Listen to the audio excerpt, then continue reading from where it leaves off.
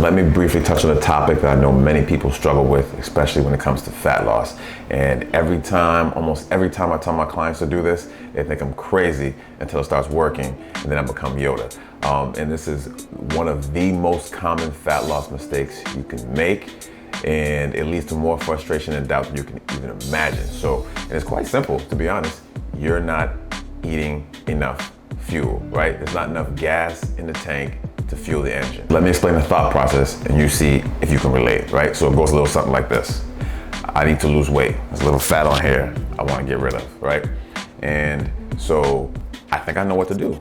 Here's what I'm going to do. I'm going to eat less and work out more, right? It makes sense. When people say eat less, they usually mean eat a whole bunch of salads, drink a whole bunch of water. When they say I'm going to exercise more, it usually means a whole bunch of cardio, right? And on the surface, it makes perfect sense. It really does. Calories in versus calories out. But the body is an amazing machine, right? It has checks and balances in order to survive, especially when you're overly exerting it and undernourishing it. So it stalls after your initial 5 to 15 pounds of weight loss because you're not taking into account that you need to recover, you need to repair your muscles. And especially if it's been a long time since you moved your body through space purposefully, because you're going to be able to build a little bit of muscle at the same time as you're losing weight. So after your initial 5 to 15 pounds, you'll reach a critical point where, one or two things are gonna happen.